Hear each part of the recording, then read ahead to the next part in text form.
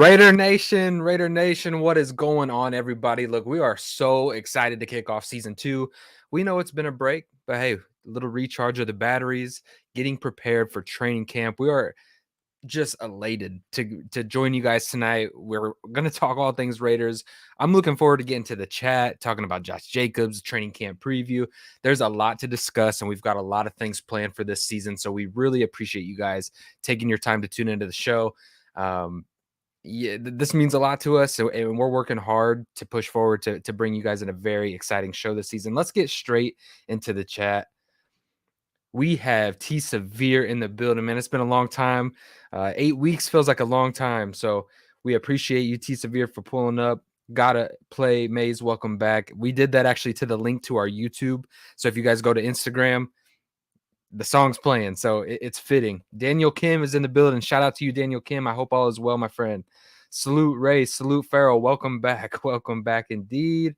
Digital Prez, we're lit again. What's going on, Digital Prez? If you guys haven't, head over to Instagram. Make sure that you subscribe to Digital Prez, everything that he's got going on. Remarkable content. Sean Scheffner Johnson is in the building. Everybody knows who Sean Johnson is. Thank you for pulling up, Sean. I don't want to keep my co-host waiting. We're going to get into the comments still, but I just want to introduce you guys to the co-host, my partner in crime over here, back for season 2. Hey, we back, man. It's been a minute. Can you hear me? I think the audio is going up. You can hear me? Audio's all good. Yeah, I hear you. All right, perfect. All right, cool. Hey, man, I am glad to be back.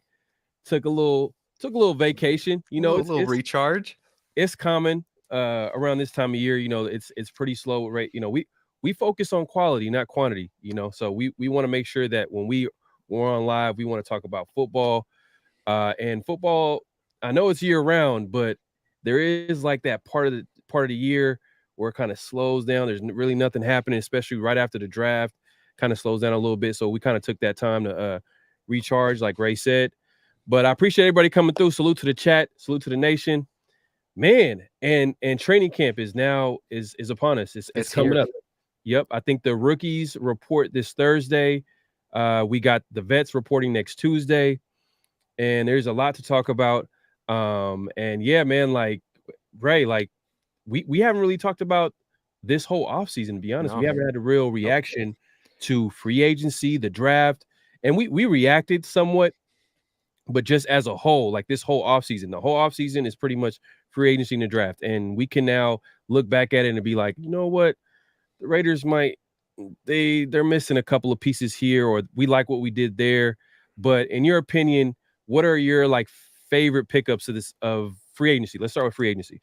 Free agency, to be honest with you, it was. I'm gonna pull up the free agency page here so we can have everybody following along. Hold on 1 second. Let me just share it. And look, free agency for me, like it was okay. Nothing that like really jumped off the page and wowed you. We talked about it after free agency about Jacoby Myers. Me and you talked behind the scenes. I had told you that was probably my number one wide receiver for the free agent list. Not that we need a wide receiver, but based off of talent, skill, scheme fit, I thought that Jacoby Myers was going to be a good fit for the Raiders. And then they went out and made that move. Okay. Yeah. And then they went out and they picked up that move. So right now we're looking at DeAndre Carter, another depth. They really wanted to throw some talent at the wide receiver position and get some speed in the room finally. I think that was something that was significantly lacking last year in the Raiders offense, was the sense of being able to move east to west just as good as you're able to move north. So DeAndre Carter, Phillip Dorsett, guys like this, Trey Tucker that we drafted. These guys added some speed to the wide receiver room. Brandon Faison's returning back again. Obviously, we got rid of Derek Carr. We've got Jimmy Garoppolo. We bring in Austin Hooper with the release of Foster Moreau and Darren Waller. We brought in O.J. Howard as another depth piece. Brian Hoyer, let's not talk about him that much. Jaquan Johnson. He's an elite clipboard holder. He does that very good. Let's keep it at that. I hope we don't ever see him on the field. No offense to him. David Long Jr., a guy that I was actually kind of like that as a depth move. I'm hoping that with this being such a man-heavy scheme, that David Long Jr. coming over from the LA Rams, he would be able to find a home maybe on the outside here in this system. So he's just a guy to keep an eye on. They kind of threw some talent at that cornerback room. I know that they don't have a ton of depth, but I kind of like what they did at that position just as a building scheme wise. Obviously, Jacoby Myers, we talked about that. Duke Shelley, a guy I was huge on. Duke Shelley is just the guy that brings the dog mentality in the secondary. I get he's 5'8", and they try to give him credit and push him to 5'9" on the roster, but he's 5'8", but he's a dog. He can play on the outside. That's a guy who I'm keeping my eye on in training camp. Cam Sims, big body wide receiver, something that we're missing. Robert Spillane, middle linebacker. Obviously, our linebacker situation is not ideal, and he brings in a sense of depth. And then Jordan Willis, I mean, edge defender, brings in another depth. Raiders are making it a focal point to get after the quarterback. So overall, man, it was a solid depth for free agency for me. Nothing sexy, nothing splashy, but with where the Raiders roster was, you got to just get good football players almost at all positions. And when you look at the whole, you got a long snapper, you got wide receivers, you got a linebacker, you got an end, you got a safety, you got corners. They pretty much touched every single aspect of the roster. Quarterback, wide receiver, so tight end. So overall, just feeling depth. How do you feel about it? Yeah, you could tell the Raiders kind of attacked the free agency with a long view approach. They weren't pretty aggressive.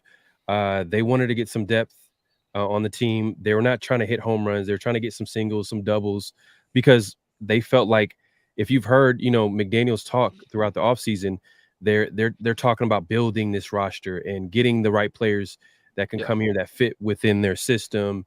And, hope, it remains to be seen what McDaniels can do with this roster, but that's what they've been talking about. And it shows in their actions with the types of players that they brought in. It wasn't like Marcus Epps was picked on the first day of free agency. Yeah. He might be a solid player, but he's not. I don't know if you ever, as fans, he's not that splashy pickup, but I think he could be a solid player for us. But that was kind of the definition of free agency. It was just, solid signings, depth signings. I think Jimmy G was probably their biggest signing as far as, money. But it's a quarterback. Quarterbacks are going to get paid at the end of the day. And yeah, man, it was nothing sexy at all. So it's just one of those. We'll wait until once this team starts gearing towards becoming a playoff team. That's when you start seeing more aggressive moves. Right now, they're trying to build to go to the playoffs because, hey, let's be honest, they missed the playoffs last year, and it wasn't close. Like it was a disappointing season, and it seems like they're kind of rebuilding this roster. And you want to segue into the draft. I mean, we don't want to talk too much about free agency. You guys, we can. There's one player that I want to get your opinion on because I think that we're actually going to have opposite perspectives on this, I think. And so I think it would be good for good dialogue too. Yeah. Talk to me about Jimmy Garoppolo. Talk to me about how you feel, and then we'll kind of get into how I feel about this. I think he fits the system, but I'm not excited. Okay. I'm not excited about Jimmy G because I don't know. I feel like I know his ceiling. His ceiling is he'll play within the system, and he'll do what the coach wants him to do. Obviously, he's won a lot of games, but I feel like that comes with a little bit of asterisk because I know a lot of people put a lot into winning. And of course, when a player wins or he's part of a winning culture, it's almost like they give him a little bit too much credit because a lot of things have to go right. And when I mean by things going right, I mean the coaching side has to be on point. The players around him got to be on point. And in G's case, he's coming from the 49ers where they had everything. They had wide receivers, they had O linemen, D linemen, the defense, the water boys. You know what I mean? Like literally elite in almost every level of that team. And he didn't really shine to me like that. I mean, he did win, but it says a lot that a 7th round rookie comes in and doesn't miss a beat and pretty much took his job. A 7th round rookie. Now when that happens, do you think that's not necessarily a talent perspective, but more of a scheme? You're saying when he takes a job, typically when a 7th round pick can come in like that and the offense is consistent. No, that speaks to the talent on the team. Yeah. That speaks to the talent of the team. But for the 49ers to be like, you know what, Jimmy G? We'd rather go with this 7th round rookie. You know what I mean? We're still winning with this guy, so we might as well go with a cheaper option, younger, probably more talented at this point, higher ceiling. And and Jimmy G, he does come with that injury. That's the biggest thing with him too, as well, is the fact that he gets hurt. It is what it is. Like it's gonna happen. It's just a matter of when. And I hopefully he comes to the Raiders and he's the next great quarterback. That journeyman quarterback. Rich Gannon was a journeyman before he came to the Raiders, and then he won an MVP with the Raiders and he went to Super Bowl. We didn't win it, but hopefully Jim Plunkett, he comes to the Raiders after being a journeyman quarterback, wins a couple of Super Bowls with the Raiders. Hopefully Jimmy G could do that with the Raiders. But I'm just being honest. But what's your take? Okay, so it's maybe not as crazy different as yours, but I've got to be honest with you. I'm pretty excited for the acquisition, not because it's sexy, splashy, he's a superstar, none of that. Mhm. You did allude to being a system fit. I do agree with that. But when I'm really breaking down this Raiders offense and where they're making a clear focal point of where they want to be better, it's clearly the red zone. Jimmy Garoppolo is an extremely efficient red zone quarterback. He's not going to turn the ball over a ton. And when they Mhm. get down into the red zone, what has been the Raiders' issues for years now, specifically under Derek Carr being quarterback? Now, there's a lot that goes into that. I'm not just putting it all on DC. But when you look over his career historically outside of that 2016 season, the red zone has been a huge issue for Derek Carr. And Jimmy Garoppolo seems to find a way to put touchdowns instead of field goals on the board. And that is what's important to me. You look at a guy like Michael Mayer, okay, selected in the second round, big body tight end, a guy that Jimmy Garoppolo is going to love. You've got Devontae. You've got a Jacoby Myers who knows the system. You've got a running game that has been improved far much over the Tom Cable regime. I think it's pretty evident that the Raiders are putting a major emphasis. Austin Hooper, another really good tight end in the red zone that we're not talking about. OJ Howard, a blocking tight end. I know he gets a lot of praise and a lot of hype coming out of Alabama for being a receiving tight end, but in the National Football League, he hasn't really shown that. He's actually a pretty darn good blocker when you put on the tape. So I thought that was pretty interesting. I think we're going to be pretty run heavy and red zone efficient. Um, to be honest with you, I'm excited for Jimmy Garoppolo. I am. I know that he has an injury history. I know that he was with the 49ers that had all the talent on the defensive side of the football. They've got playmakers. You alluded to the 7th round pick coming in. If you look at Kyle Shanahan's system, every single quarterback that has started for Kyle Shanahan has gotten injured. Every single one of them. And it's not just like bumps and bruises, it's significant. Jimmy Garoppolo coming over to the Raiders, I think he's going to have a much better system in place as far as not putting himself in danger. I think Josh McDaniels, we've seen how Derek Carr, the pocket did improve despite of all the offensive line conversation. I Yep. think Jimmy Garoppolo is going to come into a system that is going to protect him better. That's going to be designed to keep him upright and taking less damage. But I think why Josh McDaniels likes Jimmy G over a guy like Derek Carr is he's going to do it Josh McDaniels' way. He's going to stand in the pocket, and something over the years that Derek Carr struggled with was when a pocket breaks down and he has to take a hit to deliver an accurate football. When Jarrett Stidham came in the 49er game, that's something that we've seen with him. He wasn't afraid to stand in the pocket and take a solid hit to get the ball downfield to the receiver. That's something Jimmy Garoppolo is going to do.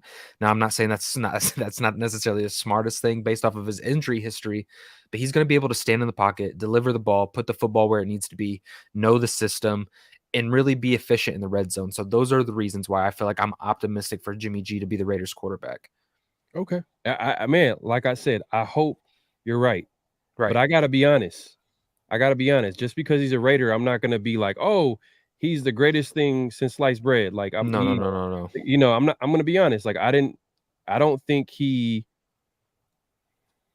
I just don't think he's that guy for us. He's just that bridge quarterback until we get the guy, in my But opinion. yeah. This is a transition quarterback, but I think you're getting one of the better transition quarterbacks that you could probably go out there and get, if I'm being honest with you. And I think, it's so easy to say that, oh, but Jimmy G just had everything around him. You can have all the talent around you in the world, but Jimmy G still has to throw the football. Jimmy G still has to do his job. Regardless of the talent that's around me, I still have to perform. So I know that he had a loaded defense. I know that they were able to keep scores low. But the fact that he went out there and performed, Kyle Shanahan just came out in a video this last week, and he said, he has nothing but love for Jimmy G. He said when Jimmy G was at his healthiest, he took us to a Super Bowl. He said when he was at his second healthiest season, he took us to an NFC championship. So I think that's pretty important, because if your audio went out, Ray. Your audio. Ray, he can't even hear me. Can't hear you. Yeah. Salute, LV Maximus Farrell, Raider Ray. Blessings. It's been a while. Hey, man, appreciate you coming through. Avakazi Raider says, salute Ray Farrell. Chat, love the lighting and setup, Ray. Yeah, man. I was telling him before. Yeah, I can hear you. I can hear you now. I can hear you now. But yeah, hey, I was telling Ray too right before we went live. Like, man, like the setup, man. I like where it's going. I think, yeah, it's still out. It's still out though. Yeah, I don't know if you want to reconnect it or something. It's still out. It's still out. Yeah. Hey, Prez, man. Can you hear me? Yeah, I can hear you now. I just seen Prez's comment. Man, Prez is always going for the. I know. That's hilarious. But Alex in the building. Appreciate you coming through. Daniel Kim. Yeah, let me get to these comments. Coming through, man. It's been a while, so I want to make sure we get to everybody. So D Menace is in the building. Anthony Estrada, what is going on? Thank you for pulling up, Anthony. It's been a while since we got to talk. I hope everything's going well. Appreciate First you on your baby mama's bucket list. I'm excited about Jimmy G because three main reasons. That's pretty disgusting, man. One of the best red zone quarterbacks to play the game, and it's finally something different. Okay, yeah, I agree. I agree with that. DP says salute chat. Their O-line isn't all that great. They have allowed every quarterback to take a snap since 2017. Yep. Okay. Yeah. So kind of reiterating kind of stuff what I was saying. Afakazi is in the building. Salute Ray, Pharaoh, chat. Love the lighting and the setup, Ray. Good to see you back. Thank you, man. It's good to be back. So, everybody's got to take a little recharge. Pharaoh said, quality over quantity, and that's something that we believe in over here. So we want fresh takes, and now that the season's back, man, we got everything to talk about. So going back to, and yeah, you go finish this comment. Pharaoh and Raider Ray, blessings. It's been a while. It has been. All right. Jump right into it. So just going back to what you were saying. So you think that Jimmy G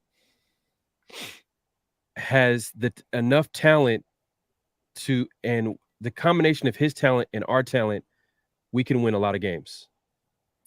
By a lot of games, if you mean 8 to 10, yes. Okay. Yeah. Because I do think that and we'll get into it when we talk about the draft, so I'll kind of save that bit. But look, Jimmy Garoppolo, he's not going to be able to stretch the field like Derek Carr. But those short to intermediate, middle of the field, stand in the pocket, deliver the ball down the seam to a tight end accurately like Michael Mayer. Yep. Yeah, I think that will be an improvement. There's going to be things that Jimmy does better than Derek, but there's going to be talent, skill sets like Derek Carr's ability to push the ball down the field, this is why I'm kind of curious about Devontae Adams in this scheme. And it's something to watch for, Raider Nation, because last year we seen a lot of the dagger concept. We've seen a lot of the deep post. I don't know how much of that you're going to see. So they're going to have to switch some things up, and you're going to probably see a lot more shorter targets for Devontae at a lot more over the middle of the field, but we'll see. Yeah. We should be seeing that from him because he has the skill set for that. If you see how, if you've seen how Green Bay were using him, they were using him on slants. They're using him on all these types of routes underneath because his route running is elite. Like he can attack. He can run every route in the route tree. And there's no reason why he shouldn't be running the routes with the Raiders. I feel like last year, it was almost like it was a need, because we didn't really have a deep threat.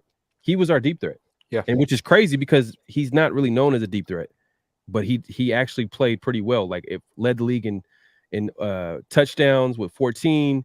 Man, how many times have we seen him go deep and get behind the corner? And it was just not based off just his speed, his ability to get some separation off the release. But I just wanted. I'm thinking about when I look at this season. We could talk about the offense all day. And you know what? We'll wait on that. We'll wait on that. Let's stay on schedule. So let's actually go. Let's pivot. Let's go to the draft. Okay. Go to the draft because we got a lot to talk about today. Okay. And let me share this with you guys. And yeah, no, I agree with the offense completely. So I just our offense last year was so like it was so boom or bust. You know what I Mhm. mean? It was like, and that's what caused such inconsistency with our offense last year. It was like either big play or hand the ball off. That was it.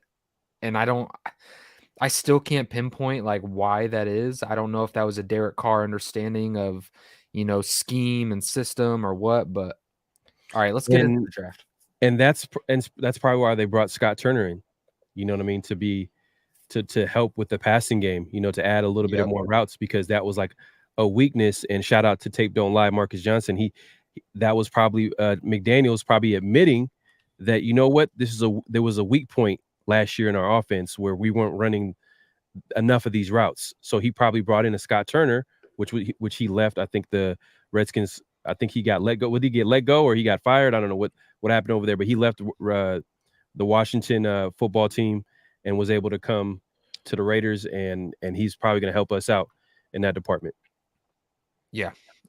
And no, I agree. I'm excited for him. I'm also excited for the new D-line coach coming over from Baltimore. I think specifically he's going to work hand in hand with Tyree Wilson, who we're getting into right now. So let's just start it off with the Raiders' first-round draft pick, Tyree Wilson. If you guys followed us, we did a live show for the draft, which was really fun, had a good turnout. And you guys got to see our live reaction to the Raiders drafting Tyree Wilson. You guys all know who's been following this channel. This is my number one edge rusher on the board. I had him over Will Anderson. Just based off of traits, upside, length, his power. You pair all these things with a good pass rushing coach, Chandler Jones, Max Crosby. I thought that the potential in this kid is just unbelievable. He has a longer wingspan than Shaquille O'Neal, longer wingspan than the front of a brand new Ford F-150. I mean, when you're talking about length, everything that you want out of an edge rusher, Tyree Wilson is that. But he's got Mm-hmm. a lot of room to grow, which is also exciting. So he's not necessarily the year one, like, oh, he's going to come in and get 10 sacks. No, I think by the end of his contract, by the end of his rookie contract, you'll be talking about him and Max Crosby among the better duos in the league. But I think it's going to take him a little bit of time. Yeah. No, I'm definitely excited. I mean, we definitely need to get younger at that position, and I think they kind of see it with Chandler Jones, how he kind of came in and it was a lackluster year. He's getting older, longer in the tooth. He's getting paid a lot this year. They can't get out that contract, but I think after this year, if everything goes well, either Chandler Jones restructures or they're going to let go Chandler Jones, and then you got Tyree Wilson waiting in the wings to take that spot. Yeah, no, I do. And this one, transitioning over to our second round draft pick, this was my favorite pick in the draft. I think the Raiders, you're going to look back, by the end of his rookie deal. And let me just get this out here. I know that this draft got a lot of criticism, and right when the draft ended, I kind of scratched my head about, man, how do I honestly feel about this draft? Now that I've been able to sit on it for 8 weeks, go back, watch film on all these prospects, I think we're going to look back on this draft, and this is going to be a huge foundational draft for the Raiders. Mm-hmm. Michael Mayer, I think in the future, again, by the end of his rookie deal, you're talking about a top 5 tight end in the National Football League. Some of these guys at the top of the list are aging. Um, and I think by the time he's ready for a new contract, just based off of the scheme, the system, how he fits us, how high this coaching staff is on him, I just think Michael Mayer has all the potential in the world. I live in Indiana. I get to watch a lot of Notre Dame football.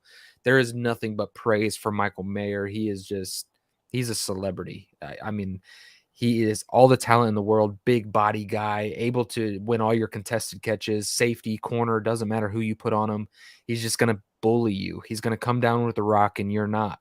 And that's the kind of game that he plays. And so I really respect this pick. I love this pick. I love that they were aggressive and came up in the second round and grabbed him. So overall, this pick for me, this was the highlight of the draft for me because I think he's going to be foundational. Who does he remind you of as a player, like his Mm, game? I always hear people compare him to Jason Witten, and I don't want to do that because there are things that remind me of Jason Witten in his game. I know people are like, oh, he's Rob Gronkowski. He's Jason Witten. I don't want to give honestly, I don't want to give a player comp because I think he's a bit different. He's a bit of a mold of all these guys.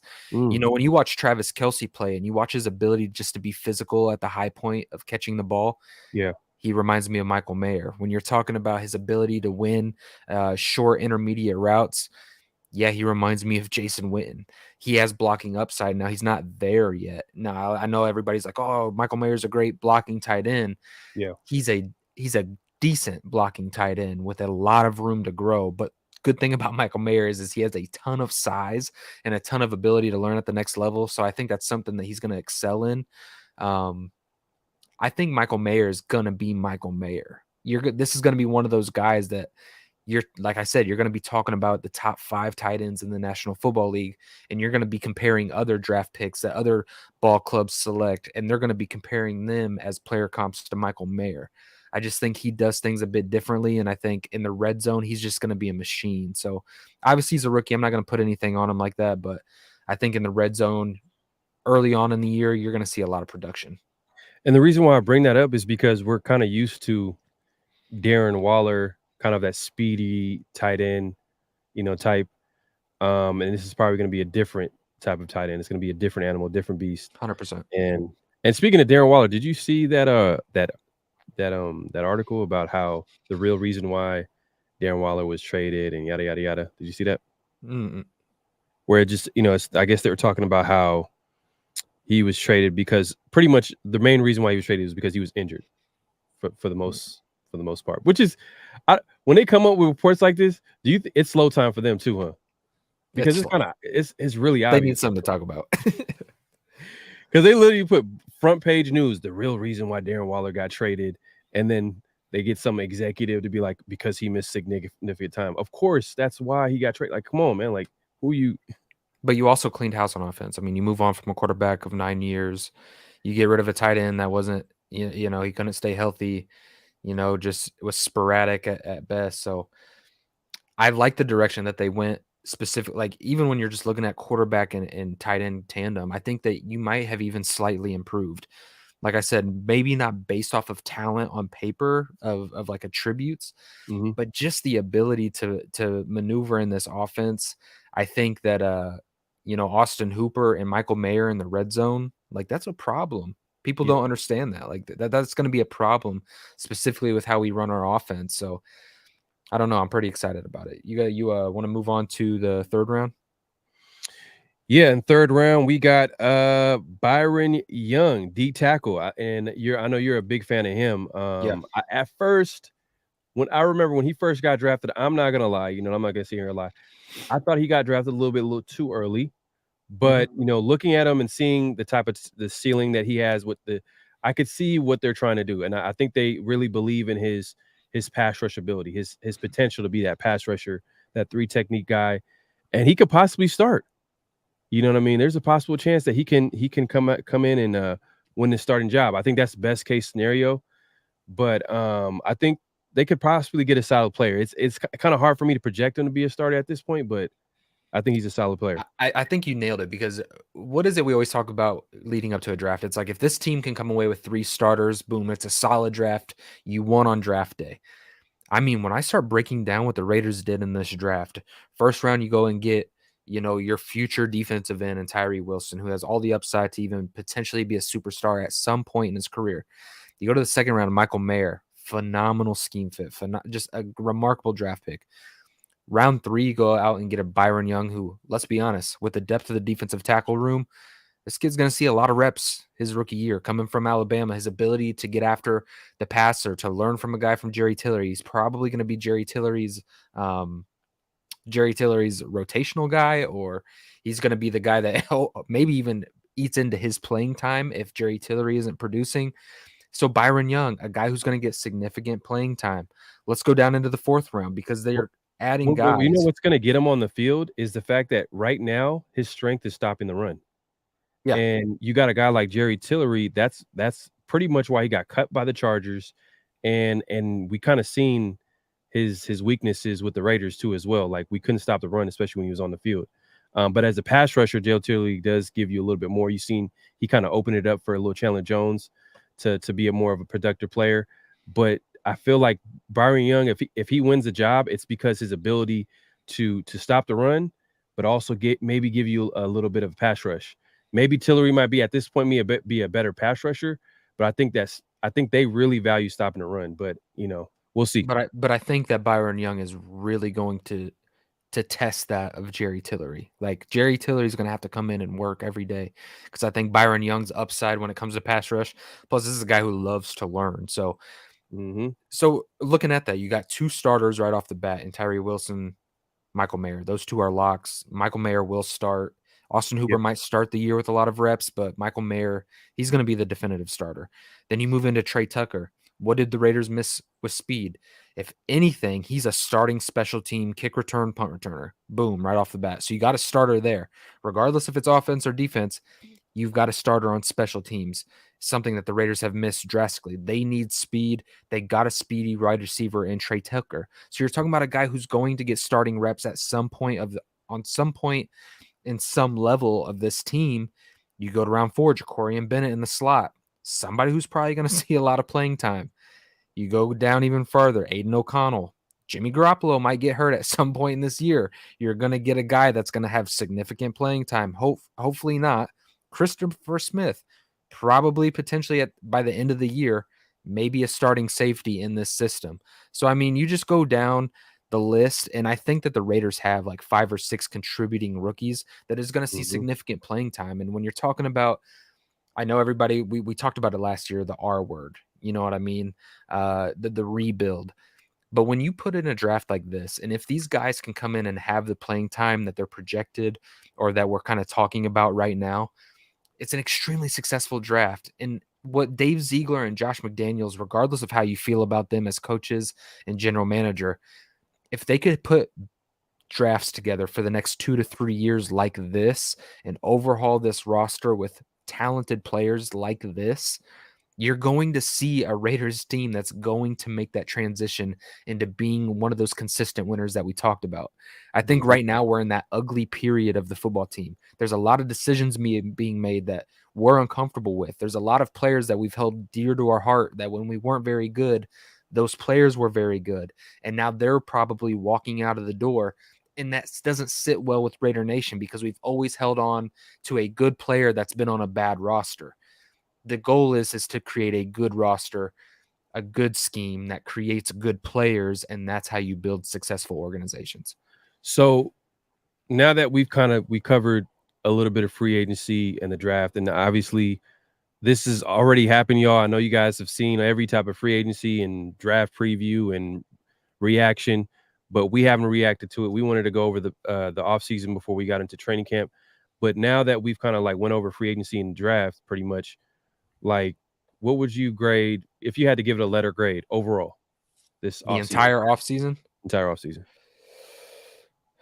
In the chat, y'all more than welcome to actually give us a letter grade. And A through F. A being the best, obviously, F being the worst.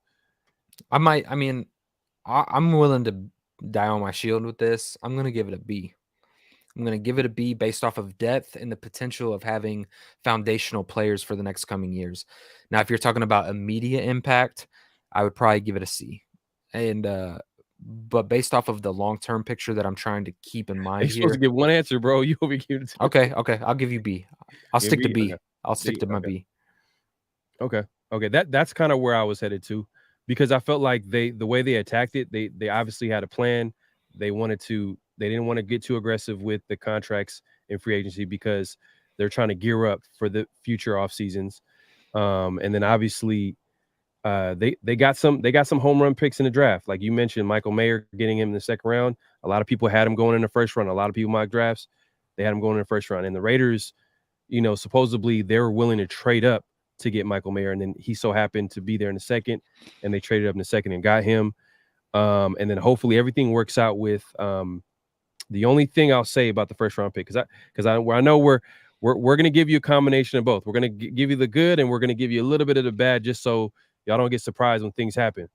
I feel like with that first round pick that no one is really talking about is that the reason why he slid to number 7, because a lot of people had him going in the top 5, I believe. Top 5, top 3, whatever. I think there's a little bit of an injury red flag with him. So there's that. But I think overall, I think it was a B. There were some head scratchers in my opinion. I think Trey Tucker was kind of like, there were some better players on the board. And then you had, I think getting Jacorian Bennett, I think was solid. I think in the fourth round, I think was solid. But overall, I think a B is a solid grade. But No, yeah, yeah, hey, if you want to look at the chat, I think GA A minus. Okay, A minus. you're high on the offseason moves. I like it. Woo. Okay, let me give you some. Let me get the man. I'm kind of slow over here. You got an A minus over here. Okay. Bambino says C plus. C plus. That's understandable. Man. Isn't it rate? Doesn't rate the tape say A, B, no C's, D's, or F? Isn't that something like Raid does? Where he said like because it's easy. Okay, I think he A's? says like no sevens or something like that. You know what I mean? On a scale 1 to 10, but no sevens. Yeah, I think because 7 is like in the middle for a lot of people, so it's an easy answer. Yeah, I think to me it was a B. It was a B. It was a B to me. Yeah, But and Tyree Wilson, just to like of all the good things that I said about him, his power to inside swim move, his length, all the measurables. Yeah, he has a foot injury, and a lot of people probably took him off their board. But there's also a lot of people around the National Football League that kept him on their board, and they're not necessarily worried about it. He's one of those guys, though, I'm like keeping my eye on come training camp, and it's like, is this guy going to be like, is he going to show up and be a full participant right away? Are we going to get 3 weeks into training camp and he's still not like a full go with pads on, and does that linger into week 1, week 2?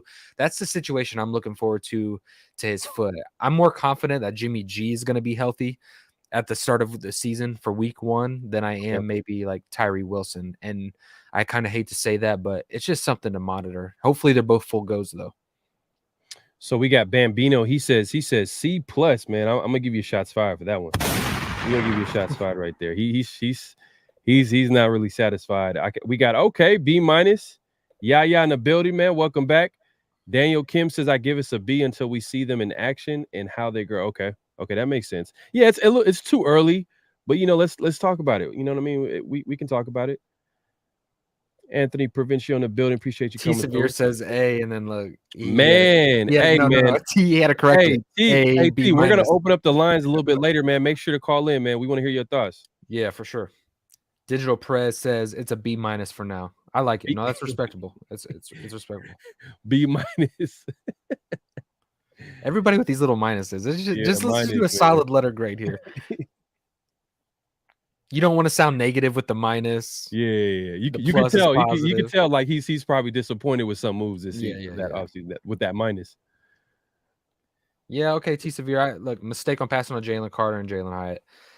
Now there was 2 players on the board. Oh, yeah, that's right. Remember though, we were talking during the draft, and right before the Raiders took Trey Tucker, I believe it was Jalen Hyatt that went the pick before. No, no. It was a player that went to he went to the Texans. Yeah. Who was it? He was killing in the Senior Bowl too. Yeah. He was a speeder. He was a speedster. No, he was a slot receiver. And anybody in chat? Let me see. Texans draft class. Well, I don't know why I'm forgetting it. Texans draft class, but I think it was in the 3rd round. I think we might have had a shot at Hyatt at the 3rd round, but we went for Byron Young. Yep. You could tell that was for sure a need pick. Yeah, they went Byron Young because they were like, we need a D tackle. We don't care who's the best player on the board. Texans. No, I agree. Yeah, but I think the Raiders were targeting other slot wide receivers. I really do. Tank Dell. So thank you, Kane. Tank Dell. I think that's exactly who it was. Yeah, and after the draft, all the reports that were coming out were the Raiders were going to take Tank Dell. They were extremely high on Tank Dell. Then literally the pick before the Trey Tucker pick, Tank Dell was taken, and then the Raiders took Trey Tucker. So, and then look, Tyler Scott, his teammate, that he was talked about as being a better prospect than Trey Tucker. So I think this really involves the special teams value. I know that doesn't sound too sexy, but the punt return and kick return ability, he does have scores in the collegiate The Raiders need that to transition. They need a big playmaker when it comes to punt return, kick return, and then a guy who's pretty shifty and dynamic in the slot, which Trey Tucker's route running is actually pretty nice. So we'll kind of see how that goes. Right.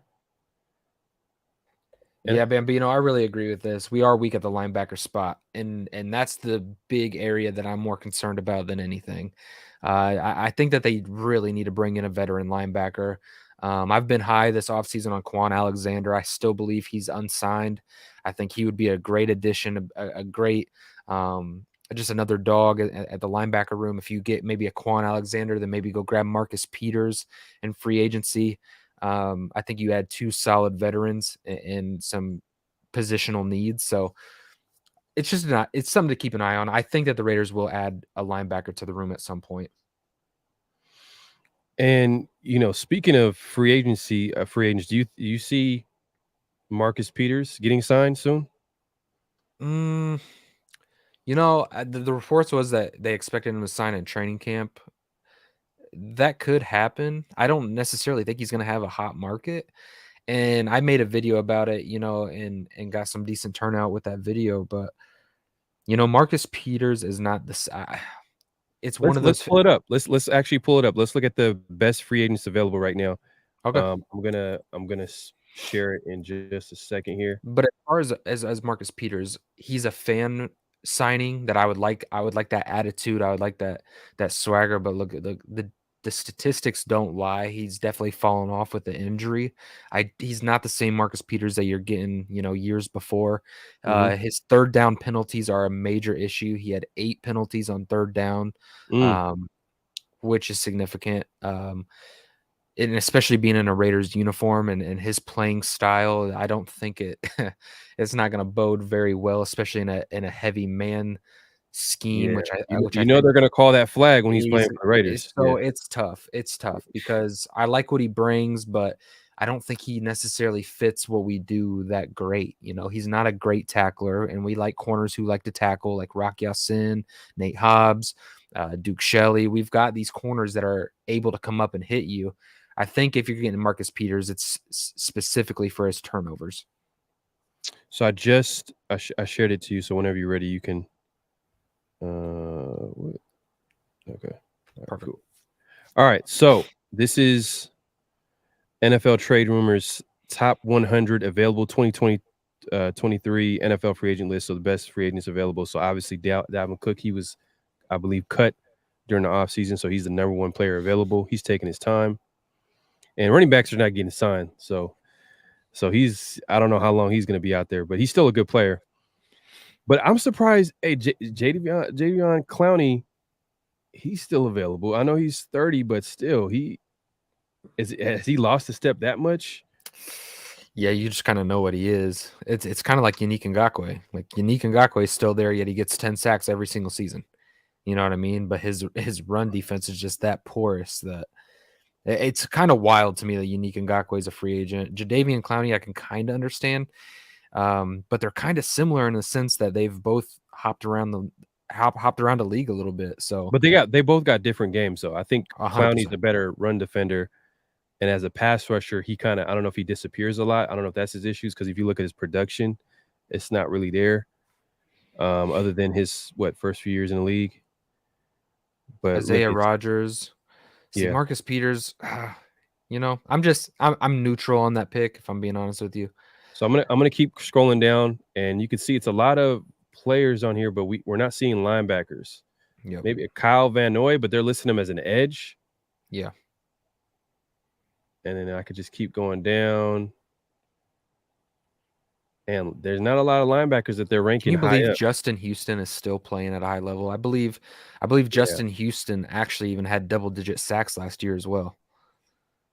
Like Kenny Galloway, damn, that's crazy. He's not getting signed. Crazy. Wow, he got that big payday, and it's it's crazy. Melvin Ingram, let's see. Casey Hayward's still out there. There's some names left though. I'm not gonna lie. Names. There's some names here, so I don't know if they're waiting for the right, situation, and someone gets hurt on somewhere on the team, and Yeah, I'm just waiting for the roster cuts. We're all at 90 men right now. I think the Raiders are at 91, so there's a long time to go. There's a lot to happen. There's going to be some notable free agent linebackers that get cut, and I think Patrick Graham, just like the Blake Martinez situation and his ability man, to this is bring crazy. in. If you look at this list, can you see a linebacker? No, I'm not that's what seeing I'm any. saying. That's what I'm saying. It's going to have to be during training camp. There's not one. There's not. Oh, there you Well, go, Anthony Barr. Barr. Anthony Barr, the first linebacker, and he's number 42 ranked. Now there's linebackers, but this is ranking them. So remember that. So this is just kind of ranking their value. But no, I think Quan Alexander should be on this list for sure. Is he? Oh, right there. He's right there. Okay. Gosh, 66. Yeah, Zach Cunningham, Quan Zach Cunningham's in one of Rashad those. Evans. But so these are guys that probably can stop the run, but they're probably going to be a liability in the pass game. Quan can kind of cover. You know what I mean? Right now, I would just get Quan in, just experience. Again, he's one of those dogs. Remember his time in the 49ers, and he played for the Jets, and he actually did pretty good. So I know that the linebacker position, much like the running back position, is kind of devalued a little bit, but just a name to keep an eye on. Yeah. Yeah, so I just wanted to pull this up just to see who were the best. Abdullah. Did you see that? Didn't they bring him back? Yeah, I thought they brought him back. This list. When is this updated? Come on, man. It says July. Okay, players aged as okay. Huh. July 16th. That's what it says right here. July 16th. So maybe it's an error on their part. So speaking about the running back room, speaking about the running back position, Josh Jacobs. Let's talk about it. Let's talk about it. Let me pull up a stat that we should be talking about when we talk about Josh Jacobs, and share this tab instead. All right, cool. All right, man. This one's tough. We purposely didn't talk about this to begin the show because we're like, let's get this other stuff out the way. But yeah, man, Josh Jacobs not getting signed. It's a tough situation. But to be honest with you, if you look at the league is not signing running backs. No. You got Saquon not getting signed. Obviously, we've seen the number one free agent available was Dalvin Cook. And I think who else didn't get signed? There's another Saquon, Josh, Tony Pollard. Tony Pollard. He didn't get signed. So they're gonna go through the 2023 season unsigned and possibly, play on that franchise tag. Who knows? And I got to get it out there. Raider Nation, it isn't just the Raiders. It's not just the Raiders in this situation. It's the running back market as a whole. So if we're going to get into it, and we're probably going to touch on topic, we're going to probably agree on some things. We're probably going to disagree on some things. But continue on. Go ahead. Yeah, so with the Josh Jacobs situation, I felt like with that rumor, I don't know if you heard about that rumor. It sucks because, in my opinion, I feel like they should bring him back. Okay. You're not. It's not like we're paying Jimmy G top 10. We're top 10. He's getting paid a lot, but it's not enough where you're going to be concerned. You can let Jimmy G is going to be that bridge quarterback. He's not getting paid a lot. You can pay Josh Jacobs a 2 to 3 year deal, and from what I've seen in social media and from Josh Jacobs' camp, he did kind of come out and say that he's not asking for a record-breaking deal. I think it's more about the guarantees. Yeah. And literally, if the reports are true, he was literally in the parking lot with Max Crosby in the car waiting. Possibly if he got signed, he was going to be there with him to celebrate. But obviously it didn't happen, which sucks because he was right there to sign a contract. I mean, I guess Dave Z and company, like the Raiders organization, they do not want to be that team that hands out that first contract. But it is what it is. I think Josh Jacobs is probably going to miss training camp, which I don't think is a huge deal. No, I don't either. To be honest with you, because he's a running back. You want to keep him fresh, and he's already proven that he's one of the best out there. So he'll get up to speed soon. I just feel like the Raiders should have got the deal done. But what's your thoughts on it? This situation for me is just like I'm 1 foot in and 1 foot 1 foot out because I can see it from one campsite. I see it from the other campsite. I've been vocal that I don't want to spend, $14 million annually on a running back. Um, I love Josh Jacobs. I think he deserves every single penny that he's going to go out there and get. I stand with him as far as him holding out to really help the running back market, him and Saquon and all the running backs that are stepping up. Mhm. It's an awkward, tough situation because financially, I personally don't want to tie up that much money into the running back position.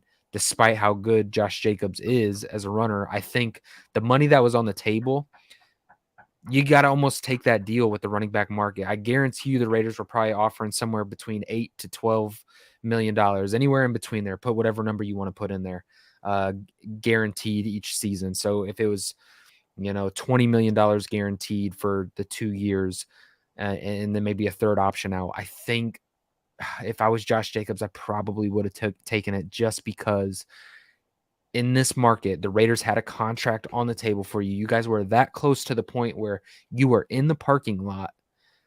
And with a market that it is right now, look at what happened to Le'Veon Bell. And that's something that I don't want to see happen to Josh Jacobs. I don't want to see somebody like Josh Jacobs' caliber not get the contract extension from the Raiders and then be put in a situation where he takes a contract to play for even less than what the Raiders had put on the table for him. And now he's almost back in square one, and then now with a new team. So it's a hard situation to navigate, and it has nothing to do with the player. It has everything to do with the position and where it's valued in the league. So it's unfortunate for the running backs. It's unfortunate for Josh Jacobs. As a fan, it's hard to watch.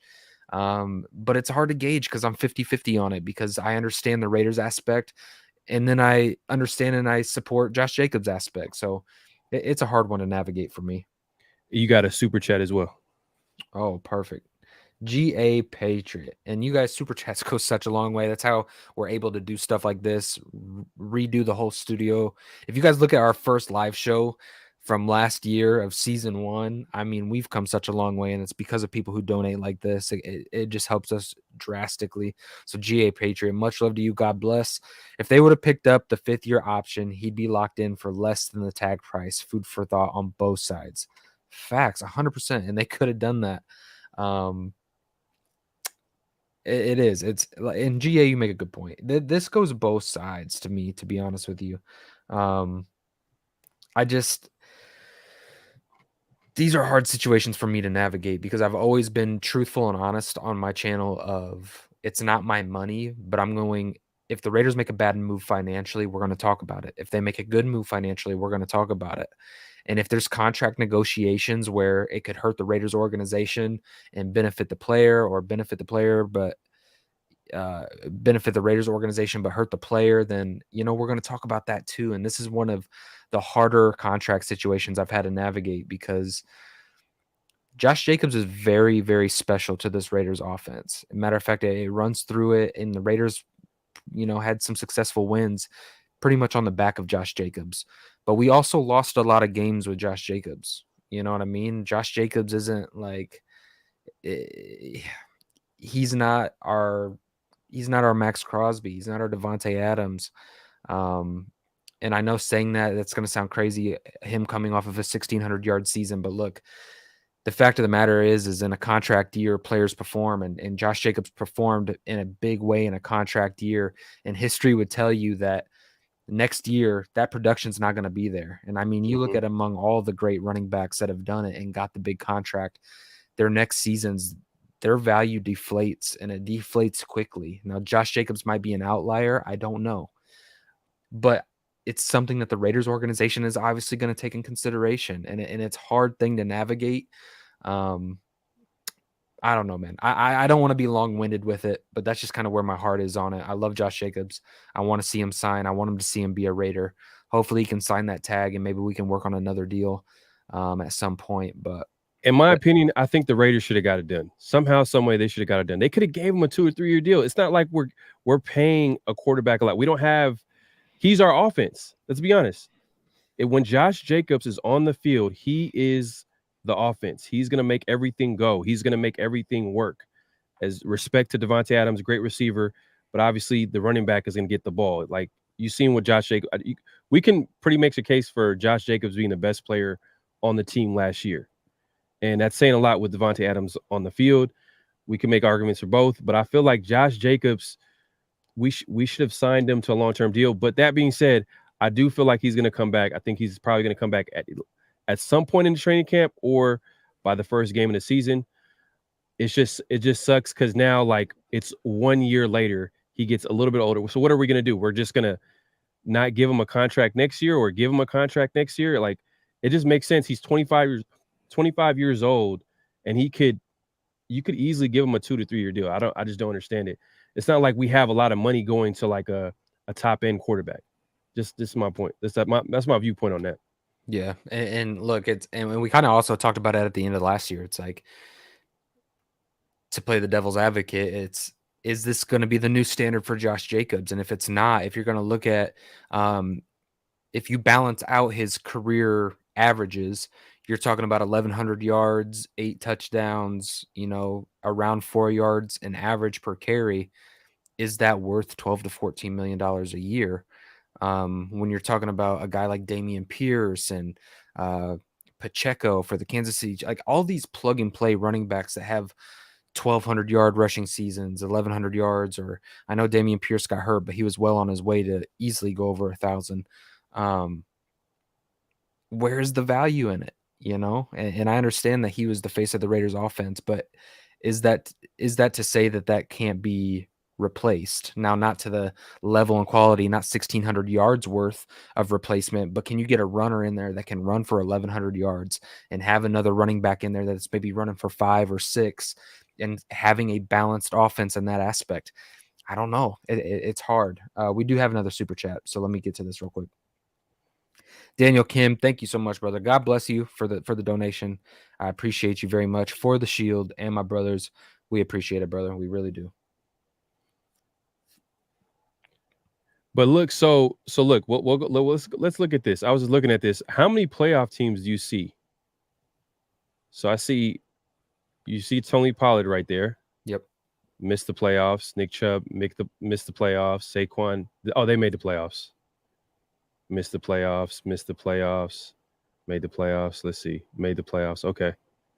I'm just trying to see if there's a correlation. Yeah, but did you just see this? And Joe Mixon just took a huge pay cut.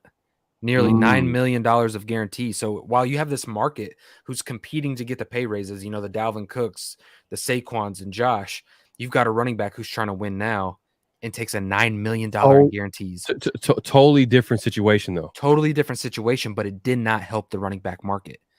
It almost just justified everything that the league is saying. It's a pass-heavy league, and Joe Mixon is like, hey, look, like, I'm trying to win now. And that's kind of flown under the radar, and nobody has talked about the fact that Joe Mixon just almost hurt the value at that position. Right. Now, and I'm looking throughout this list. Alvin Kamara, is he going to get suspended? Have they announced a suspension for him? If it is, it's not going to be long. You know how the league goes. Like, yeah, even though they dismissed his case, the league has their own system. He'll have some type of suspension, but it's not going to be you know how it is. You know how it is. But all right, so I'm looking at all these running backs. Now go down to the ones that. So go to the teams that played in the Super Bowl. Go to Isaiah Pacheco. You know what I mean? Go to these guys who are running in the Super Bowl and see what their salaries are. Because I seen a chart, and it was like the average salary of running backs that are playing in the Super Bowls are like $3 million.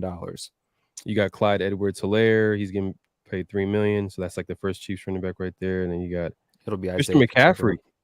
Yeah, $3 million hit this year, but he signed a big old contract. he signed a nice little deal. But again, this is a different type of player. This is a guy who's a receiving threat too. You know what I mean? So it's just he's an outlier at the running back position for me.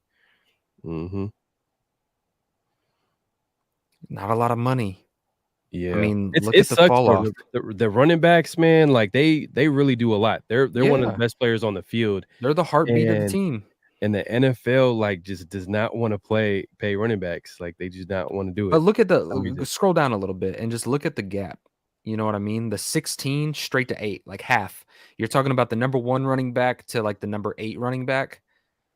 Their salary drops to half. Look at Austin Eckler compared to Derrick Henry. Look at Derrick Henry compared to Joe Mixon and Aaron Jones. I mean, it's significant. And you're talking about Aaron Jones and Joe Mixon and Austin Eckler are all really good running backs.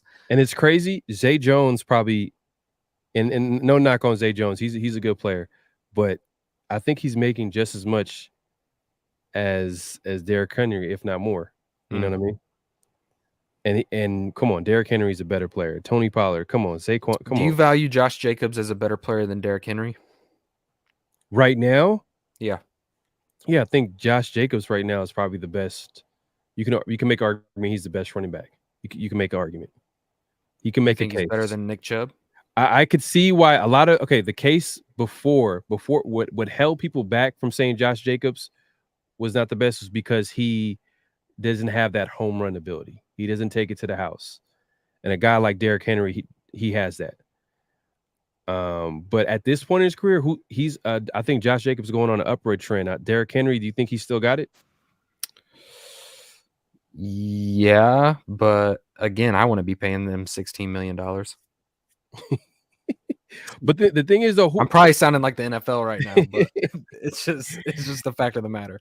Yeah. Now, but don't worry, hey, Nation, Josh Jacobs, he's going to play this season. It's just I think his days are numbered. Is this his final year as a Raider?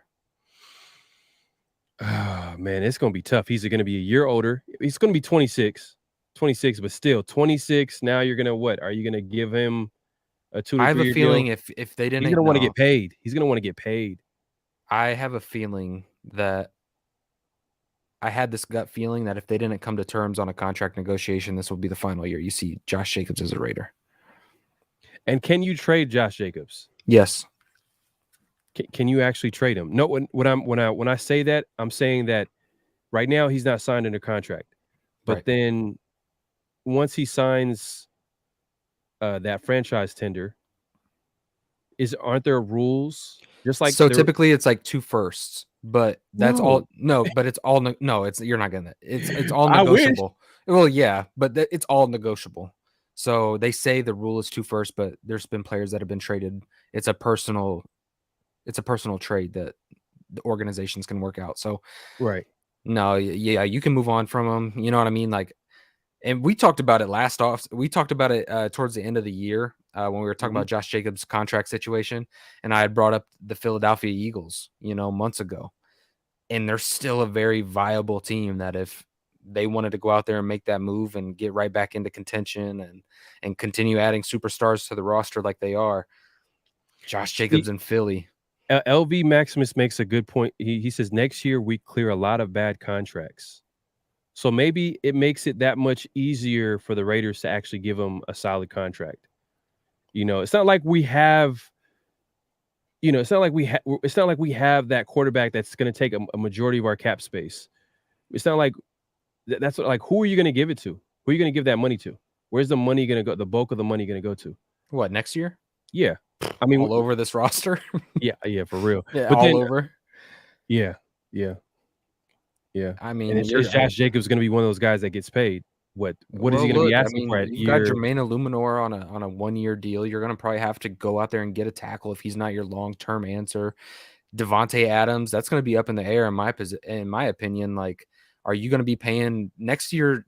Devontae Adams' cap hit is ridiculous. Now, unless they restructure, Devontae might not want to restructure if they don't have a quarterback in place and they're not winning now. You know what I mean? He might want to get paid that much. And are the Raiders going to want to do that? I don't know. Probably not. So the linebacker situation, like the entire roster could still use a ton of help. And if you finally get some cap space next year, you're going to allocate a lot of that money to bring in defensive talent, key cornerstone players. So I don't know, man. It's like I said, it's hard because when you're paying a running back $14 million and I don't know, it's just tough. Like I said, it's hard for me to navigate. Kevin Lurker with another super chat. Sorry to cut you off. Yep, go ahead. Kevin Lurker, man, it's always something in the nation. It is always something being a Raider fan. There's always something to talk about. There's always some type of drama in the air. So hopefully we can move past the days of constantly having something negative to talk about. But here we are. Realish Raider says Le'Veon Bell was out the league 2 years after his holdout. Yep. Well, And what Le'Veon Bell just came out with a statement this week. I don't know if you got to see that. Did you get to see that? no, what did he say? So Le'Veon Bell said that his biggest regret in his career was holding out and not staying with the Steelers, signing the contract that they gave him. Mm, So it goes to the situation again, like Josh Jacobs, like, hey, if there was a deal on the table, kind of like what I was saying earlier, like, look, if there's a deal on the table and say you were that close, like if Josh Jacobs was really that close where he's in a car with Max Crosby, you were pretty darn close of numbers. Now you can make the argument, mhm. hey, Raiders, if you're that close, just go ahead and throw him the extra money. Or it could be, hey, Josh, if you're that close on a deal where you're in the parking lot, look at the market. Dalvin Cook is not getting paid right now. He's not. He don't have money right now. Saquon Barkley, he's now in the same position you are. He's not. He doesn't have money right now. You also got to question Le'Veon's, like work ethic during that holdout too. I think him missing that entire year because he held out the entire Yeah, year, yeah, and he was never the same. After the Steelers, he was never the same. And I think that that I think it spoke more to Le'Veon and how I don't know. I'm not sure if Le'Veon was in the best shape, to be honest with you. And yeah, I mean, look, and the thing is too, he left a team that was a Super Bowl contender, to be honest with you, yeah, 100%. with the And Steelers, GA and makes it. he goes to the Jets. And GA makes a good point. Like that chart shows only 2 running backs making more than the franchise tag. So you're talking Crazy. about even playing on the franchise tag, he's in the top 5 paid running backs in the Yeah, league. yeah. So it's just this is why it's hard. Like I support Josh and everything he's doing, but at the same time, like if you're the Raiders and where we've been over the last year, what is the definition of insanity? And it's doing the same thing over and over and over. We can't just hand out these contracts. I know that Josh Jacobs is a former first round pick and he's contributed for the Raiders and done great things in the silver and black. And all those things I give him his roses for. But then everybody forgets that the NFL is a business. 110%. It is a business driven league. So Right. it's it is hard to say, like, look at on the tag, you're in the top 5 paid running backs. Now, given the extension, he's probably the 3rd highest paid running back in the league with the Mm. deal that was on the table. I guarantee it. So is this picking and choosing of what you want to be in between Nick Chubb and Derrick Henry? Like, where's that dollar amount at? I think it had more to do with the guarantees. I think that's what it Yeah, was. yeah, and I would agree with that. He came out and said it. He said Yeah, they yeah, were not trying to break they were not trying to have a record-setting contract. They were just trying to get a little bit more guaranteed money. And Josh Jacobs, he's betting on himself. The Raiders held firm. It is what it is. But I do think that he's not going to hold out like Le'Veon Bell. I think he's going to be ready at least. He's gonna be ready week 1 for sure. If he doesn't come by like some point in training camp, he's gonna be ready week 1. And $10 million it is what it is is, too man. much money to it's more than what his 5th year option would have been. But if you think about it, the Raiders' plan was to replace Josh Jacobs. 100%. When you don't pick up his 5th year option, you draft Zamir White. You have 6 running backs on the roster. If that doesn't scream I'm being replaced, I don't know what else does. If you brought in 6 guys on this show, hey, Ray, I'm just bringing in 6 guys to run the show with us. I would be like, all right, like what's going wrong? Yeah, So yeah. But yeah, man, let's get into a little bit of training camp and then we'll open up the phone perfect. lines. Perfect. We want to hear from Raider Nation, man. It's been a minute. But yeah, man, like 6 running backs, and you see Amir Abdullah right there. See, so we were right. He is with the Raiders, at least for now. With 6 running backs, like it's crazy. But let's see here. So looking at training camp, right, coming up, we looked at free agency, we looked at the draft. What are your concerns with this roster? What It's still depth. It's still the depth. It's the linebacker room for me personally. I would like to see the offensive. I would like to see Dylan Parham go back to the right guard position. Playing left guard, he gave up 57 pressures on the year. And I know that Dylan Parham gets a lot of praise from Raider Nation.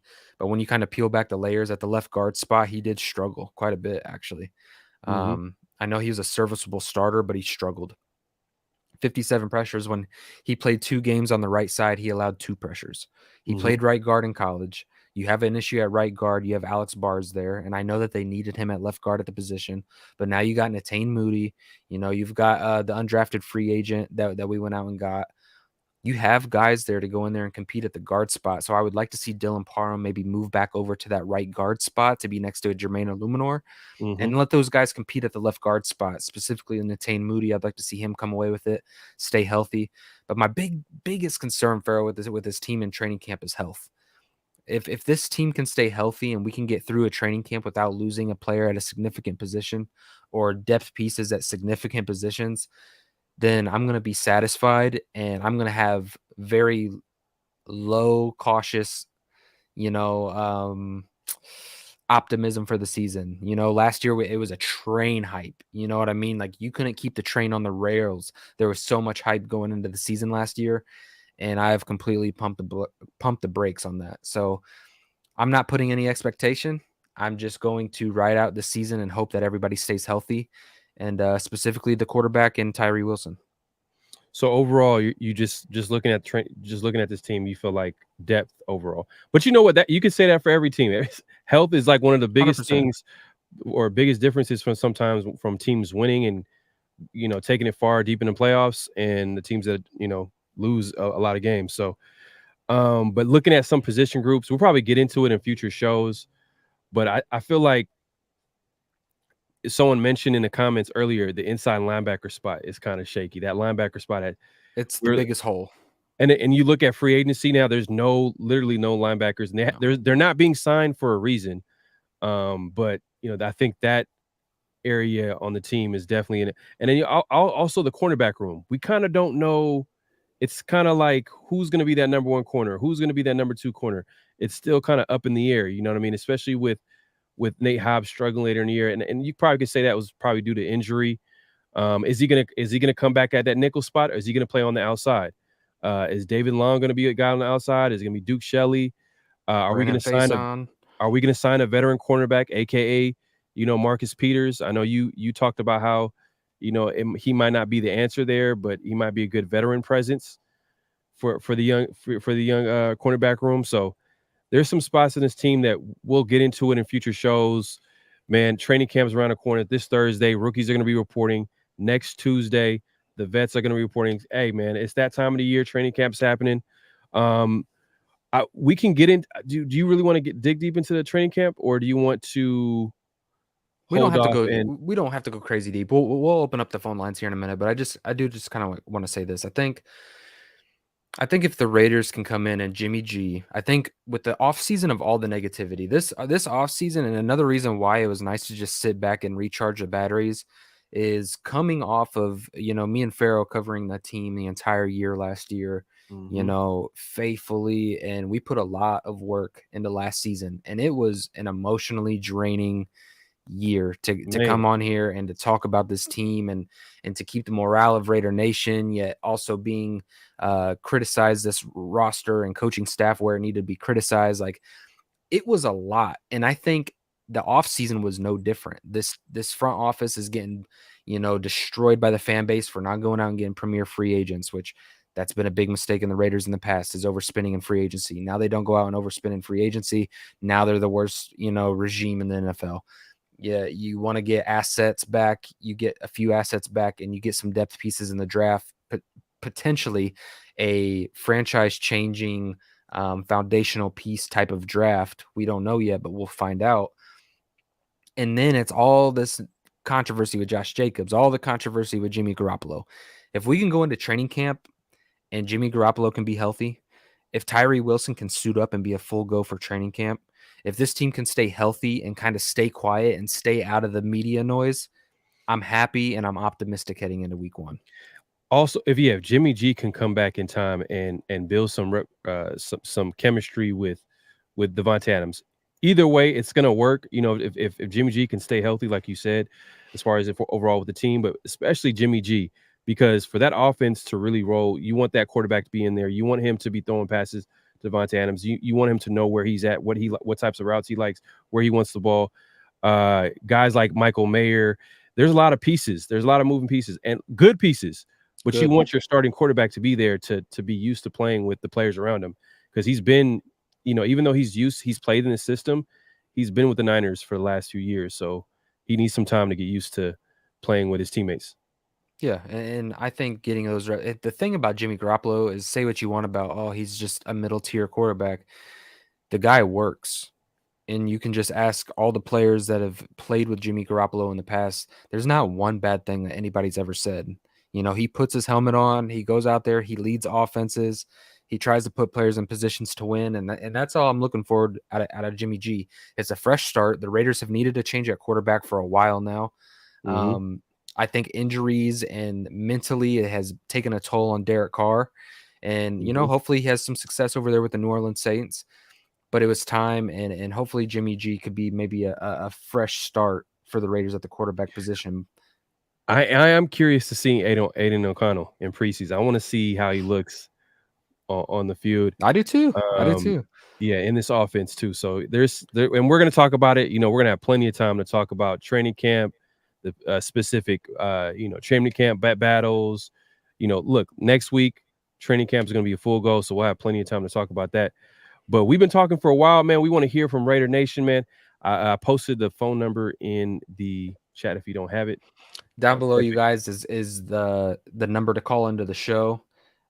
Please call in. We love the feedback. You guys, this was something that we did last year, and it was remarkable to connect with you guys. You guys are also just as knowledgeable as we are, and that's what we wanted to grow. Me and Farrell wanted to grow an intelligent football community that we could hop on here and talk ball. And that's exactly what we have. So we're excited. Everybody that showed up tonight, by the way, man, make sure that you guys smash the like button on this video. Subscribe to both Farrell NFL, Raider Ray. It goes a long way. We know we took the little 8-week vacation, but football is back. It's right around the corner, and you can get weekly Raiders content here and have a voice be heard. So make sure you guys hit the bell notification icon, smash the like button, and subscribe. Yeah, Daniel Kim. you see the number down below, 628-333-9343. We've been talking for a while. We just want to hear from Raider Nation. It's been a while. We took a little mini hiatus, mini little vacation. But you see the number 628-333-9343. Make sure to hit that like button. Daniel Kim had left a comment. I'm trying to find it because it was genius. Okay, so yeah, the comment was it was GA Patriot. So the comment was apparently Josh Jacobs has mouths to feed. He has kids and everything. And somebody had made the comment, you can't leave anything on the table. You got to take care of the kids. Mm-hmm. And GA Patriot says, I raised 6 kids on a whole lot less than $10 million a year. Yeah, man, it's all about perspective for sure. Yeah. Daniel Kim says, I'm raising 3 kids on a teacher salary, creatively getting it done, providing, but I could have put 10 million to some good use. Hey, man. I think we all could. I think me and Farrell would be having a studio out in Vegas, and we wouldn't have to. No doubt, man. No doubt for sure. But yeah, man. Hey, man, we've had it's a pretty good show, man. We talked about a lot. We went over free agency, the draft, our thoughts overall, the Raiders off season. Obviously, we didn't want to get too much into training camp, but as training camp, goes on, which is going to start next week officially, the vets are going to report next Tuesday. The rookies are going to be there this Thursday, so we'll have plenty to talk about. But I'm excited this season. Every year, there's always going to be optimism. We're always going to be looking forward. We always feel like we have a chance. And this year we still have a chance. Josh McDaniels has a lot to prove. He's gotten a few of his players. He's gotten the guys that he wants on his team, especially his quarterback. So hopefully he can make everything work. Defensively, do you feel like this team got better? I do. I really do. That didn't sound too confident. No, I do. I really do. Outside of the linebacker position, I think that's got to be notable. I think that's got to be notable. He was like, I do. I do. Now, what is that measurement? You know what I mean? Are we talking about, oh, wow, this is a revamped defense? No. But I do think that they added some depth. I really do. Ja'Cory and Bennett, big. Byron Young. They hit all levels. You know what I mean? Outside of the linebacker spot, they hit all levels for me. Tyree Wilson, you've got the Chandler Jones replacement, and the upside that he has is exponential. I think Christopher Smith on the back end coming out of Georgia, great pickup. You know what I mean? Duke Shelley, he was rated the second best corner in man coverage last year. remarkable. That's exactly what we need. So, yeah, I would say we're a better defense, but obviously, just like every year, training camp, preseason, all this has to come together. Yep. T Severe, yeah, the lines are open. And GA Patriot has a question. He says, Farrell Ray, Good Morning Football said that Marcus Epps is the most underrated DB in the league. Your thoughts? Yeah, I mean, we talked about it a little bit. We touched on Marcus Epps beginning of the show. Hit the stop the cap button. You said stop the cap? Stop the cap. Stop the cap. Yeah. Most underrated DB. We talked about him being a solid player. We talked about being a solid player, solid pickup.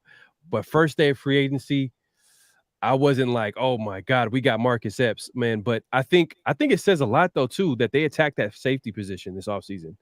They really thought that was like, man, they needed to get some depth. They need to get some players back there. Is that a good sign for a guy like, a rookie? Not a rookie, but at this point, Trayvon Moore, do you think that his job is safe? No, I don't. One, it's a Gus Bradley guy. It was a cover 3 system guy.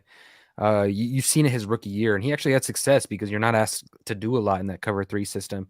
He was just the eraser, and I thought he did really good in that situation. So say he wasn't with the Raiders and he went to play on in a cover 3, maybe even reunited with a Gus Bradley. I think he plays that role really well. I think where he struggled is where he was asked to cover a lot more in this Patrick Grant scheme. His plate got bigger. He was asked to do a lot more. And you've seen those struggles. However, I do think he has the work ethic, the upside to get better. Marcus Epps is one of those guys as well. What was it? What was the other former Eagle that we signed? Was it Nate Allen back in the day that was able to... we signed Nate Allen back in the day. For some reason, this signing reminds me a lot of that. He was known as the turnover guy. He was known as the guy that was, back on the back end of that defense and did some good things. The Eagles secondary, I always have concerns when I sign free agents from the Eagles secondary, and I don't know why. I don't know why it doesn't translate great. I think Marcus Epps is going to be good in run defense. I think he's going to come up to the line of scrimmage. He's going to play that rough style of football that the Raiders like to play. I like that part of his game much more than I like his coverage ability. So he's going to get a lot of snaps, but coverage, I don't know. All right. We getting our first call today. Hold on 1 second. Call from Severe. Yes. To accept, press 1. To send a voicemail. 2. I'm just kidding. T Severe in the building. What's going on, brother? How you doing? What's up, T Severe?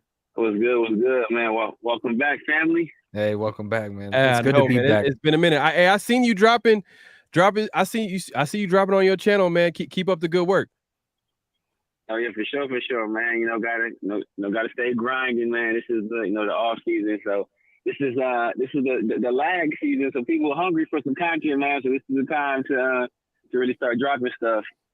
Yes, sir. If you guys don't know, Severe Raider, go ahead and subscribe to his channel. If you guys haven't subscribed, go ahead and subscribe to Severe Raider. If anybody, our mods, can post his channel in the chat, be much appreciated. He's a knowledgeable guy, man. What's your thoughts, man, on the Raiders off season heading into to training camp? So the off season, man. So I mean, you guys already are clear on my thoughts on Tyree Wilson. So that hasn't really changed. And the Raiders have a history of dealing with foot injuries. It was not Darren McFadden, it's Kobe Ford, and now it's Tyree Wilson and Jimmy Garoppolo. So I'm wary of big men with foot problems that usually doesn't go away. So yeah, I'm always wary of stuff like that, especially when he's I felt there was a better talent available when he was picked. But you know what? He's a Raider.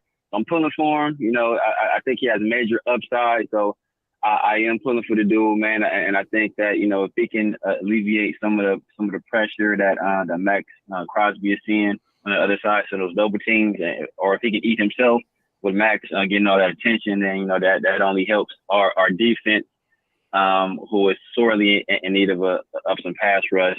I think interior pass rush, in my opinion, is more valuable than pressure off the edge, which is part of the reason why I had Jalen Carter higher. And he was just a better prospect overall, in my opinion. But, we got who we got. So we kind of got to live with it. Jimmy Garoppolo. So let's just start there. Jimmy Garoppolo, I think he's better than people give him credit for. I said before, Jimmy Garoppolo has a 70% career win or 70% winning percentage when he's with the 49ers. They have 30% winning percentage when he's out. So it's not all the roster. It's not all the coaching. It's not all the scheme. A lot of that has to do with Jimmy. And if you ask players on that team, they vouch for Jimmy. Like all those dudes. Thank you. That first year Jimmy came in, I think they had lost 10 games already, or it's 10 games in. I think they were like, I forgot exactly what the record was, but he rattled off 5 wins in a row at the end of the year. So it's not like he was coming into no good situation. Playoffs already out of the picture. These guys have nothing to play for, and he rattles off 5 wins for a bad team. That says something to me. So I don't think correlation is causation. So just because Brock Purdy could just be that guy, right? Just because he came in there and win doesn't take anything away from what Jimmy did. Brock Purdy just could be that guy. So what else? Josh Jacobs. Let me speak to that. And well said, man. But look, let me speak to what you said, because you brought up that stat, and I seen that stat earlier in the chat where you said when he played for the 49ers, they won 70% of the games. When he wasn't there, they only won 30% of the games. But would you say that's true for a lot of teams? When their starting quarterback falls, the backup guy is not going to be as good, so it kind of decreases their chance of winning. So that is true, but in this argument, we're saying that Jimmy is not. He's like league average at best, right? So if you're league average at best, the difference between a league average quarterback and a slightly below league average quarterback shouldn't be 40% in the win column, right? Because we're attributing all his success to the defense, to the roster, to the coaching staff, to the offense, to the scheme. So if all he's doing is just a cog in the wheel, then the next guy should be able to come right in and keep the thing going. Apparently they can't. So that tells me there's something that Jimmy has, something that Jimmy does that could not be replicated until they got Brock Purdy. Right. And where do you rank Jimmy G? Let the people know. I think Jimmy G. So talent, are you talking about talent wise? Just in the NFL right now, if you're ranking the quarterbacks, where would you put him? I would put him. He's in the same tier. So you put him as tiers. I think he's in the same tier as Derek Carr. But I don't think for this conversation, I want to know the number, man. No. I don't think that's a good representation. I think he's in that same tier as Carr, in my opinion. He's somewhere in that 10 to 15 is in that tier. Ooh, I think we get caught up too much looking at numbers. I think we get too caught up like, is he 10 to 15? I don't think that's the case with this whole Jimmy Garoppolo thing. Like, I think T. Severe would agree. The red zone efficiency, his ability to come in and win football games, like is what I'm more significant about, and not necessarily is he 10 or 12 or 13. And sometimes it's about synergy, right? Synergy is when 1 + 1 = 3. So the sum of the parts is greater than the parts that went into it, right? So his ability to execute on his offense, he may not be as talented as some other players, but he has one of the quickest releases in the NFL. He has a very good understanding of how to operate in this offense and how to operate in a quick passing game. So I think he's going to do extremely well. He's going to do extremely well in this offense, better than what our previous quarterback was able to do. And our previous quarterback just came out and said he performed poorly. So I think that says a lot, that he's attributing some of the team's struggles last year to his own poor performance. But that's obvious, though. That was obvious. Yeah. That's why we're here. That's why we're here. Yeah, that's obvious. But I just think that Jimmy G. I know what you're. I just, man. If you look at the wins, right? If you look at the wins and just see what his final numbers, and I know you brought up stats, but I'm going to bring it up. Like, if you look at some of the stats, and I could pull up some of the stats of some of the wins that he's had with the Niners, and he's he's barely getting 100 yards, and that's fine. Hey, as long as you get that W. But then that also tells me that team must have been real talented for your quarterback in a passing league to just to give you 100 yards. And you still come out with the W. That means you had a running game, the O-line, a pass. You had the defensive coordinator was on point. You come on, man. Is that talking about one game though? That's kind of anecdotal. But I will say this, right? I don't care. I don't care what the yards are, right? Because we've seen games where, Derek Carr put up 300-some yards and we lost. Yep. I'm not caring. I'm not caring about the yards. What is your inability to, first of all, get us in and out of good plays, and what is your ability to execute in the red zone? That's what I care about, right? Facts. Do that. That's what I care about, and that's what our previous quarterback, especially last year, our previous quarterback was not able to get us in the optimal situation. In terms of his checks, he made some bad checks sometimes, and he was not able to execute in the red zone. That was our downfall. That was our downfall. He's been one of the worst red zone quarterbacks of the last decade. But you said you said he made some bad checks, but last year that was one of the things that was taken away from Derek Carr was the fact that he didn't have that ability, which he's we can say that's probably one of his strengths. You can change. See, that's what people. I think that's the misnomer, right? Like you don't have the ability to wholesale change plays, but you get multiple play calls, so you can check from a pass to a run and from a run to a pass. You have that ability. Like every offense has that ability to do that, right? It's just like you're not out there being Peyton Manning. Like I'm finna change the entire play right now based on what I see. Like he didn't have that ability, but Jimmy G didn't have that ability in San Francisco either. So that's not going to be something he's not used to operating under those circumstances. Right. So he's like we stated early in the show, he's a better fit. He's a better fit with McDaniels. He's a better fit in the system. But as far as talent wise, I just think he's just the bridge quarterback. I think he's if he becomes that quarterback, if he's that journeyman quarterback, because we've had that. If you look at Raiders history, for some reason, we've had quarterbacks just come through and they've been pretty average everywhere else. And then they come to the Raiders and they become, good to great quarterbacks. So hopefully he's like that with the Raiders. He fits that mold perfectly. He fits that mold perfectly. Like he fits that mold to a T. And like I said, his comfortability in his offense and his skill set just matches up so well with this offense and what this roster is lining up to do.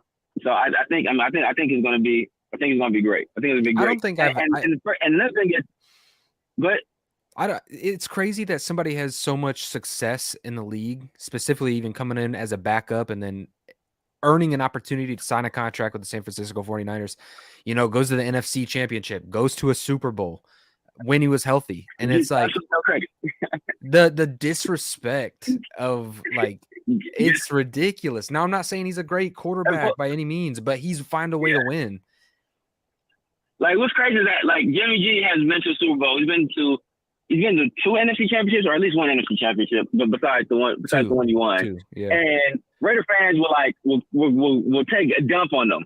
But these are the same people that were like, oh my God, we have to do whatever we can to keep Derek Carr, who had no playoff wins in 9 years. So it's and some of that was to do with roster. But at the end of the day, bro, some got it.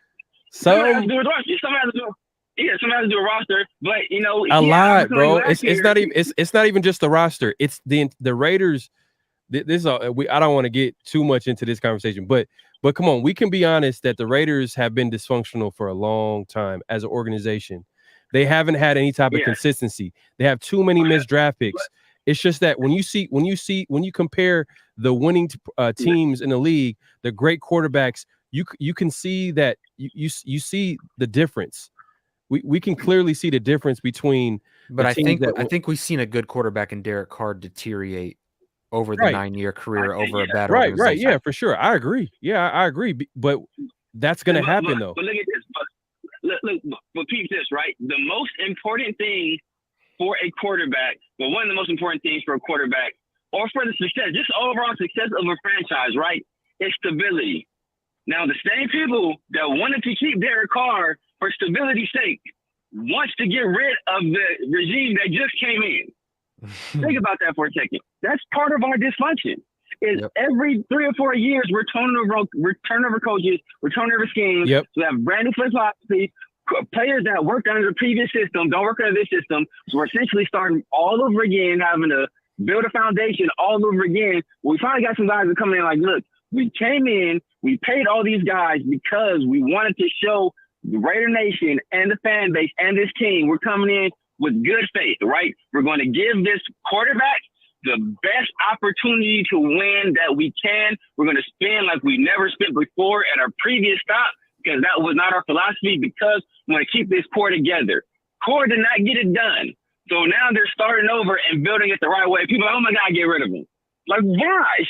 What are you doing? Why would you do that? Like, that doesn't make any sense. It doesn't make any sense. It doesn't make any sense. That's all I'm saying, man. Like, people don't make any sense. And that's what the Josh Jacobs thing, right? They don't pay running backs.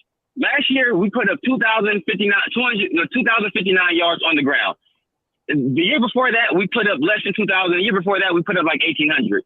Josh McDaniels last year with the Patriots, he put up more yards that year than we put up last year, with neither one of those backs going over 1,000 yards. Ramondre Stevenson and Damian Harris both averaged 4.6 yards a carry. They were top 10 in yards, top 10 in yards per carry, top 10 in touchdowns on the ground. I'm going to say Damian Harris had 15 touchdowns, which is more than Josh Jacobs has had at any point in his career. And he's a less talented back. So if he can do that with those guys, I'm sure he can get a running game together with the guys that we have now.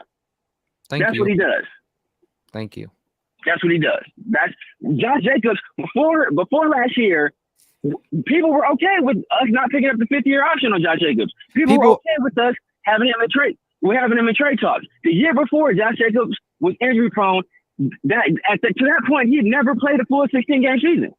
And everybody wanted to move on from him. All of a sudden, last year, we get Josh McDaniels in here, and it's in a contract year, and he puts up the performance of his lifetime, right? Yep. That's what guys do in contract years usually. And sometimes it works out for you, right? You reward a guy that puts some outlier protection in the contract year, and it works out for you. That guy just showed that's who he is, and that's who he is for the rest of his career. And sometimes it bites you in the butt. And sometimes, you get a Zeke Elliott, right? Sometimes that happens to you. So you want to run that risk? I'd much rather run the risk of keeping our cap situation in order, running with some of these young guys. Because I'm sure Josh McDaniels has proven time and time again he can get it done in the running game with less talented players. You don't pay running back that kind of money. So we go ahead. If Josh Jacobs wants to sit out and potentially burn $10 million, if you're chasing after money, you're going to burn $10 million to make a point? That's cutting your nose to spite your face. It doesn't make any sense. I want more money, so I'm going to turn down $10 million. That's stupid. So if he wants to do that, by all means. And if these guys come in and ball, then that only, takes away, he has no leverage already. So if these guys come in and ball, he has even less leverage. And then you sit out, that's going to make you less valuable in the open market on top of the $10 million that you just threw away. So I don't know who's advising this dude. I don't think he's gonna sit out the season. I think he's gonna sit out training camp, and I don't think he's gonna get fined because he's not under contract. I think if he was under contract, I think he would get fined. But he can't get fined. He can't get fined. He can't get fined until he signs that tender. Right. His agent probably should have made him sign this contract. Because to be honest with you, if he would have signed this, if he would have signed this contract, he probably would have been in the top, 4 highest paid running back. He's already the 5th highest paid running back on the franchise tag. So if he would have signed this deal that was on the table, I mean, they were close enough that he was in the parking lot. He probably should have signed that deal because now the value goes nowhere but south. Exactly. Like he's taking a huge. He's taking a gamble that the Raiders. Well, that's assuming that he sits out any games, right? If he does the Emmitt Smith and he sits out actual games. But if he does sit out and we are able to run the ball, or even if not, and like I said, I don't expect this to put up, like Zamir White's not going to put up 1,600 yards, right? He's not going to lead the league in all-purpose yards. But the last few guys that have led the league in all-purpose yards, the career has gone down from there. DeMarco Murray did it in 2014. He's out of the league 2 years later. David Johnson, I think he did it in 2016, and then he was never the same again. Saquon Barkley did it his rookie year. I think he had a good year the next year. After that, he was hurt. Todd Gurley did it in like 2017. He had a solid 2018. 2 years later, he's out of the league. Christian McCaffrey did it. And the next year, he missed his entire year. Like, it's not a good track record for guys that lead the league in all-purpose yards. It does not look good at all. So his best move was to sign this deal. Go home with the bag, brother. Like, the bag was in your hand, and you let your agents tell you, like, nah, that's not enough for you. Like, I don't think they're advising them well. Running backs are the value is only going down, bro. This is the running backs are Bitcoin, bro. You should have sold, brother. That's how bro. You should have sold. Like, I don't know what they're doing, brother. So, man, but yeah, I'm turning up your line. I'm sure you got other people trying to call in, man. I was trying to type your line too long. Oh man, but, we appreciate you calling in. We love it, man. Always a great call, man. Hey, make sure to subscribe to Severe Raider. I think one of my mods posted your link in the chat, so everybody head over to his channel, man, and subscribe, man. This guy knows what he's talking about, man. He's always a good to talk to, man, and hopefully we could collab in the future, man, for sure. Man, definitely. I'm always down to collab, man. You know, I'm definitely looking forward to that. But yeah, have a good one, man. Welcome back. Good to have y'all back on here, man. Man, appreciate you, man. Have a good one, bro. You too. All right. Man, T Severe, man, as always, as usual, man. He's coming with that heat, that fire. It's one of my favorite calls because I mean he drops it, but I mean it's everything that we kind of talked about and iterated, and it's just it's a breath of fresh air to see somebody else who can see outside of the picture and get outside of just like the fandom for a little bit and look at the whole picture in color. So I like it. It's tough because you know we're fans of the team. We like the players that play for the Raiders. We want them to get signed, especially the good players. But it's just that running back position is, man, it's a tough position to pay. And we got a comment here. All right, we got someone calling. We got someone on the line, man. Call from Raphael Chastain. All right, we got Raph in the building. Press 1.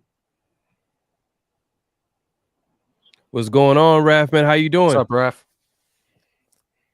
Hey, Raider Ray Farrell. Oh my goodness. Bag right now. Oh, not